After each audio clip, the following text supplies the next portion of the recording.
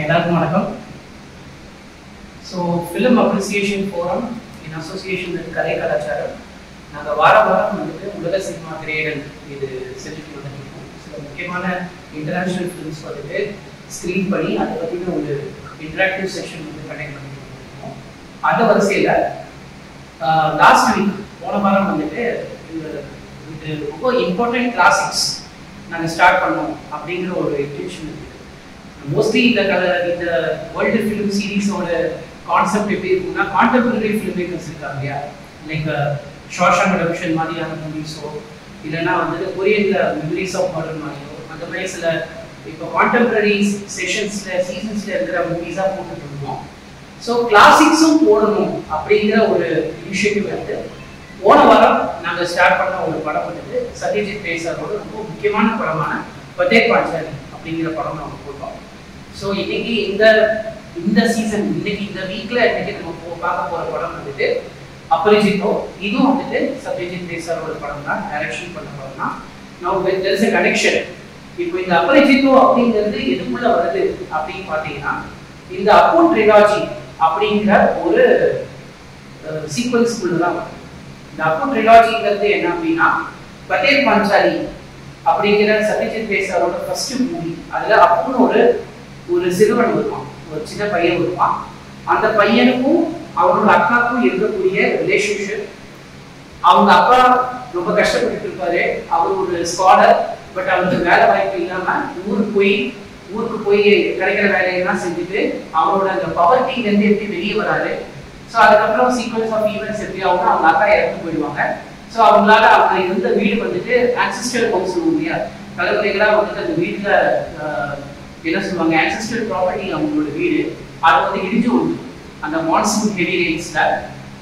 So அவங்க அந்த ஊரை விட்டு அந்த கம்ப்ளீட்டா அப்போ அவங்க அப்பா அவங்க அம்மா உடம்பு தேடி வேற ஊருக்கு போவாங்க. ஸோ அதோட அந்த படம் முடியும். ஆக்சுவலி இந்த பத்தேர் பாஞ்சாலி அப்படிங்கிற படம் வந்துட்டு நான் போன இதே சொல்லியிருந்தேன், ரொம்ப முக்கியமான திரைப்படம். பிகாஸ் சத்யஜித் ரே அப்படிங்கிற இந்த இயக்குனர் தான் இந்திய சினிமாவை உலக தரத்துக்கு அறிமுகம் செய்த ஒரு பங்கு, மிக முக்கியமான பங்கு வந்து இவருக்கு தான் இருக்கு actually. And he was the first Indian to receive the Oscar for Lifetime Achievement Award for Best Director. Lifetime Achievement Award வாங்கியிருந்தாரு. பிளஸ் அவரோட அந்த Pather Panchali was screened at Cannes film festival, பிரான்ஸ்ல இருக்கிற கான்ஸ் அப்படிங்கிற ஃபிலிம் ஃபெஸ்டிவலும், அதே வெனிஸ் ஃபிலிம் ஃபெஸ்டிவல் இட்டாலியில அங்கேயும் வந்து screen ஆச்சு. அதோட மோஸ்ட் இம்பார்ட்டன்ட் மூவியா அதை ஏன் பார்க்கறாங்கன்னா, நிறைய டைரக்டர்ஸ் வந்து அதை செலிப்ரேட் பண்ணாங்க ரியலிசம்காக. ஸோ தொடர்ந்து அவருக்கு அங்கே கிடைச்ச அந்த அப்ரிசியேஷனும் அந்த வரவேற்பு இருக்கு இல்லையா, அந்த அப்ளாஸ், அதை வந்துட்டு அவர் பார்த்துட்டு அவர் என்ன டிசைட் பண்ணாங்கன்னா, இதோட ஒரு சீக்குவலா அவங்க பண்ணலாம் அப்படின்னு சொல்லும்போது, இப்போ நான் சொன்னேன் இல்லையா, அந்த அப்போ அவங்க ஃபேமிலி வந்துட்டு வேற ஊருக்கு ஷிஃப்ட் ஆகிறாங்க, வேற ஊருக்கு மைக்ரேட் பண்ணி போறாங்க. அப்போ ஒரு சின்ன பையனா இருக்கும், அந்த சிறுவன் இப்போ பெரிய பையனாகும். ஸோ ஓரளவுக்கு பெரிய பையனாகா ஒரு 11 இயர்ஸ் 12 இயர்ஸ் ஆகும். அதுக்கப்புறம் அவனோட கெரியர்ல ஒரு 16-17 இயர்ஸ்ல வரும்போது அந்த பருவத்துல என்ன நடக்குது, அவனோட அடாலசன்ஸ்ல நடக்கிற ஸ்டோரி தான் இந்த. அண்ட் இதுக்கப்புறம் பாத்தீங்கன்னா அது 3வது ஸ்டோரியா அவர் எது கம்ப்ளீட் பண்றாருன்னா, அப்போ சன்சார் அப்படின்னு ஒரு படத்தை போட்டு பண்ணாரு. அதை நம்ம நெக்ஸ்ட் வீக் ஸ்கிரீன் போடுவோம். அதோட we are finishing அப்போ ட்ரிலாஜி. அதுல எப்படி இருக்கும்னா, இந்த கேரக்டர் வந்து கல்யாணம் ஆகி போயிடுவான். கல்யாணம் ஆனதுக்கு அப்புறம் அவன் வைஃப் இறந்து போயிடுவா. அதுக்கப்புறம் ஒரு குழந்தை அந்த டெலிவரி டைம் ஷிஃப்ட் ஆகி, ஸோ அவனுக்கு அந்த குழந்தையோட ஒரு டிஸ்கனெக்ட் இருக்கு, ஒரு டிட்டாச்மெண்ட் இருக்கும். பிகாஸ் முன்னாடிதான் என்னோட வைஃப் இறந்து போயிட்டா அப்படின்னு சொல்லிட்டு. இதுல என்ன இன்ட்ரெஸ்டிங்கான விஷயம்னா, அந்த அப்போ கேரக்டரோட சம்மந்தப்பட்டவங்க எல்லாரும் இறந்து போயிடுவாங்க. அவன் அக்கா ஃபர்ஸ்ட் இறந்து போயிருப்பா. இப்ப இந்த கதையில பாத்தீங்கன்னா அவனோட அப்பா அவனோட அம்மா 2 பேர் இறந்து போவாங்க. அடுத்த ஸ்டோரியில பார்த்தா அவன் கல்யாணம் ஆக ஒரு அவங்க இறந்து போயிருப்பான். ஸோ கிட்டத்தட்ட ஒரு டிட்டாச்மெண்ட் இருக்கு இல்லையா லைஃபோட. இந்த விஷயத்துக்குள்ள ஒரு ரியலிசம் எப்படி கொண்டு வராரு, ஒரு இந்த அப்போங்கிற கேரக்டரோட உள்ள இருந்து எப்படி நம்ம இந்த கல்ச்சரை பார்க்கணும், பெங்காலி கல்ச்சரை அவர் எப்படி எஸ்டாப்ளிஷ் பண்றாரு, இந்தியன் லைஃப் ஸ்டைல் எப்படி அச்சீவ் பண்றாரு அப்படிங்கிறதுலாம் இந்த படத்தோட மிகப்பெரிய சுவாரஸ்யமும் சாராம்சமா இந்த படத்தோட. ஸோ கண்டிப்பா என்ஜாய் பண்ணுவோம். ரொம்ப முக்கியமான படம் முடிச்சதுக்கு அப்புறம் we'll have a small discussion, interactive session. Okay, thank you. Hope you all enjoy. Thank you. So இப்போ இப்போதான் நம்ம அபரிச்சித்தோ அப்படிங்கிற படம் second version of Apu trilogy அதை நம்ம வந்து பார்த்தோம். ஆக்சுவலி அபரிச்சித்தோ எப்படி இருந்துச்சுப்போம்? நல்லா இருந்துச்சு. நல்லா இருந்ததா? ஸோ இது வந்துட்டு இப்போ நம்ம லாஸ்ட் வீக் ஒரு இந்த பதேர் பாஞ்சாலி அப்படிங்கிற இந்த படம் போடும்போது நிறைய பேர் கேட்பாங்க, இன்னைக்கு கூட அந்த படம் ரிலீஸ் ஆகி வந்துட்டு 1955 அந்த படம் ரிலீஸ் ஆச்சு பதேர் பாஞ்சாலி. இப்போ வந்து கிட்டத்தட்ட 2024 நம்ம அடி எடுத்து வைக்கும்போது இன்னைக்கு கூட நிறைய மாஸ்டர் ஃபில்ம் மேக்கர்ஸ் எல்லாருமே கொண்டாடுற ஒரு திரைப்படமா. ஓகே, அதோட அப்பாலஜிஸ் வந்துட்டு நான் இங்க டிஸ்கிரைப் பண்ண விரும்புறேன். 1992ல 1992ல சைட் அண்ட் சவுண்ட் அப்படிங்கிற ஒரு மேகசின், பிரிட்டிஷ் ஃபிலிம் இன்ஸ்டிடியூட் வந்துட்டு அந்த மேகசினை வந்துட்டு கனெக்ட் பண்றாங்க. அந்த அதுல வந்துட்டு அப்பு ட்ரிலாஜிங்கிறது நம்பர் 88 இதுல வந்துட்டு இருந்திருக்கு ஆக்சுவலி. Alright, okay. இது தாண்டி நான் 88வது இடத்துல இருக்குன்னு சொல்லும்போது உங்களுக்கு தோணும், ஏன் இவ்வளவு பின்தங்கி இருக்குன்னு. அதோட வரிசைகள்ல அந்த 100 பெஸ்ட் ஃபிலிம்ஸ் அப்படிங்கிற அந்த போல்ல ஒரு இந்திய திரைப்படம் வரதே பெரிய விஷயம். அந்த அதுல 88வது இடத்துல இந்த படம் உட்கார்ந்து அப்படின்னு சொல்றது எவ்வளவு பெரிய இம்பார்ட்டன்டான இடம் நீங்க பாத்துக்கலாம். அது மட்டும் இல்லாம ஏஷியன் பிலிம் மேகசின் அப்படிங்கிற சினிமாயா அப்படிங்கிற ஒரு மேகசின் ரிலீஸ் பண்ணாங்க. அதுல நம்பர் 7ல வந்துட்டு அப்பு ட்ரிலாஜி வந்து ரேங்க் பண்ணிருக்காங்க. Actually Times magazine all time 100 great movies அதுல நாயகன் இருக்கு, அன்பே சிவம் இருக்கு. அதோட பெஸ்ட் 100 மூவிஸ்ல வந்துட்டு பதேர் பாஞ்சாலி வந்து டாப் 5ல போட வச்சிருக்காங்க. இதெல்லாம் இந்திய சினிமாவோட பெருமை. இது தாண்டி இந்த படத்துக்கு என்னென்ன அவார்டு கிடைச்சதுன்னா, இது வந்து golden lion award 1957 Venice film ஃபெஸ்டிவல்ல வின் பண்ணுச்சு. பின்னாடி பெர்லின்ல இந்த படம் வந்துட்டு பெர்லின் இன்டர்நேஷனல் ஃபிலிம் ஃபெஸ்டிவல்ல அவார்டு வின் பண்ணுது, கான்ஸ் ஃபிலிம் ஃபெஸ்டிவல்ல அவார்டு வின் பண்ணுது. கான்ஸ்ல இன்னைக்கு நம்ம படம் செலக்ட் ஆகவே பெரிய விஷயம். கான்ஸ்ல அந்த படம் வின் பண்ணிருக்கு அப்படிங்கிறது அபிஷியல் செலக்ஷனுக்கும் வின்னிங்கும் நிறைய டிஸ்டன்ஸ் இருக்கு. வின் பண்ணிருக்கு. அதை தாண்டி இந்த படம் வந்துட்டு San Francisco international film festival 1958ல இந்த படத்துக்கு சிறந்த திரைப்படத்துக்கும் சிறந்த இயக்குனருக்கான விருதும் கிடைக்குது. இந்த படத்துக்கு தேசிய விருது கிடைக்குது. இந்த படம் வந்து வாட் award for best non European film of the year டென்மார்க்ல வந்து 1967 இந்த படத்துக்கு கிடைக்குது.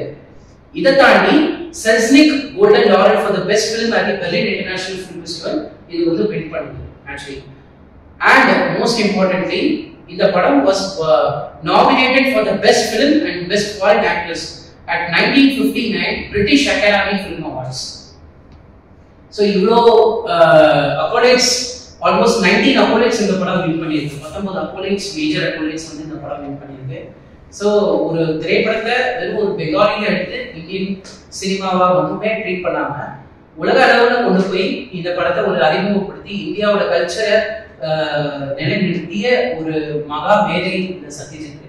இந்தியன் சினிமா ஒரு ஆர்ட் ஆஃப் சினிமா அப்படிங்கிற ஒரு ஜானருக்குள்ள போனதுக்கு மிக முக்கியமான காரணம் வந்துட்டு இந்த சத்யஜித் ரே. இதுக்கு முன்னாடி இருந்த சினிமா எப்படி இருந்துச்சுன்னா பாடல்களுக்கு முக்கியத்துவம் கொடுக்கறதும் அந்த மசாலா கொஞ்சம் இம்பார்ட்டன்ஸ் கொடுக்குற காலகட்டத்தில் பாடல்களே இல்லாம ஒரு சினிமா பண்ண முடியும் அப்படிங்கிற ஒரு ரிஸ்க் எடுத்தது வந்துட்டு ரே. ஒரு கதையில வாழ்க்கையை பத்தி ஒரு படம் எடுக்கும்பொழுது அந்த எக்ஸாஜரேஷன் இருக்கு. ஒரு வாழ்க்கை கிட்ட இருந்து பாக்குற ஒரு ஃபீலிங் இருக்குல்ல. எனக்கு எதுவும் இந்த சினிமாவோட பயோஸ்கோப்ல பார்க்கும்போது அவர் அன்னைக்கு ஃபீல் பண்றாரு.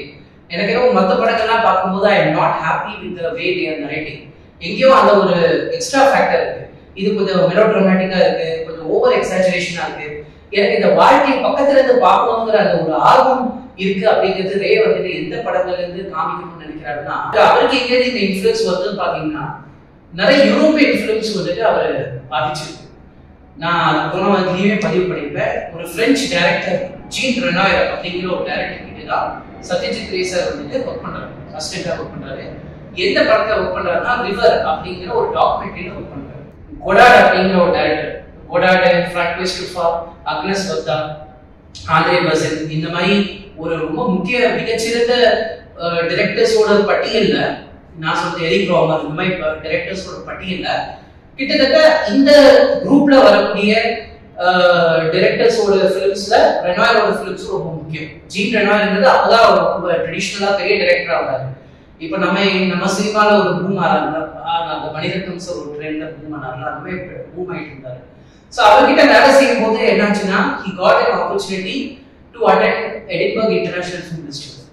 Again he got opportunity நிறைய இன்டர்நேஷனல் மூவிஸ் பார்க்கறதுக்கான ஸ்பேஸ் கிடைக்கும் போது இட்டாலியன் மூவி பைசைக்கிள் தீஃப் அவர் பார்க்குறாரு. ஸோ அது ஒன்றும் பெரிய கதைன்னா இல்லை, ஒரு சின்ன கதை. அதான் அது ஒரு வேர்ல்டு பெஸ்ட் கிளாசிக்னா அந்த படத்தை தான் ரெஃபர் பண்ணுவாங்க. ஒரு செகண்ட் வேர்ல்டு வார்ல வேலை கிடைக்கிறதே கஷ்டம் அப்படிங்கிற சூழ்நிலையில சைக்கிள் இருந்தா மட்டும்தான் வேலை கிடைக்கும்னு ஒரு சிச்சுவேஷன் வரும்போது சைக்கிள் இருந்து அந்த காலத்துல பைக் மாதிரி இந்த கதையை அவர் பார்க்குறாரு. இது வந்து ஒரு இட்டாலியன் படம். இந்த படத்தை டைரக்ட் பண்ணது வந்து விட்டோரியோ டிசிகா அப்படிங்கிற டைரக்டர். இது ஒரு 1947 46 அந்த காலகட்டத்தில் வருது. இதை பார்த்த உடனே இவருக்கு வந்துட்டு ஒரு சொல்லுவாங்க வாரம் வந்துச்சு. இவருக்கு என்ன ஆயிடுச்சுன்னா, அந்த லாங்குவேஜ் அவருக்கு தெரியாது. He is not an Italian. He has no connection with Italian geography. He has no connection with Italian culture. Nothing. Second world war நடந்தது, அந்த வேர்ல்டு வாரோட கனெக்ஷன்ஸ் கூட அவருக்கு பெருசா தெரியாது. படிச்சிருப்பாரே தெரிஞ்சிருப்பாரே தவிர அதோட இம்பாக்ட் என்னங்கிறது அவர் கண்ணால பார்த்துக்க கூட மாட்டாரு. ஆனா அந்த கதையோட அர்த்தம் இருக்குல்ல, ஒரு சராசரி ஒரு சாமானிய மனிதன் அவனுக்கு ஒரு விஷயம் கிடைக்குது, அது கஷ்டப்பட்டு ஒரு சைக்கிள் வாங்குறான், அந்த சைக்கிள் இல்லாம போயிடுச்சும் போது அவன் எந்த தப்புமே பண்ணல, ஒரு இன்னசென்ட்டா இருக்கிறவன் இந்த மாதிரி ஏமாற்றப்படுறான், இந்த சொசைட்டில அவனுக்கு என்ன நடக்கும் அப்படிங்கிற அந்த ஃபேட் இருக்குல்ல. So this man ஒரு common man in an extraordinary situation கதைதான்.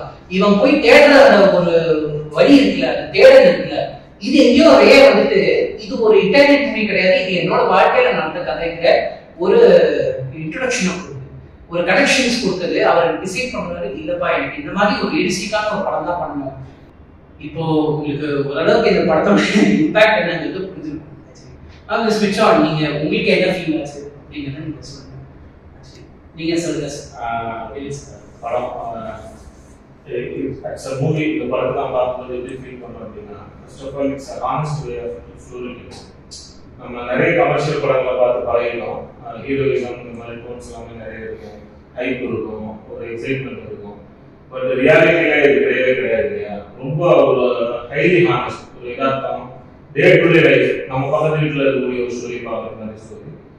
இது எனக்கு எப்படி ஃபீல் பண்ணுறோம்னா, தமிழ் இண்டஸ்ட்ரியில் கம்பேர் எடுத்து நம்ம முழு மலரும், குதிரை புத்தகம் இந்த மாதிரி ஒரு கிளாஸான படங்களோட நம்ம கம்பேர் பண்ணலாம்.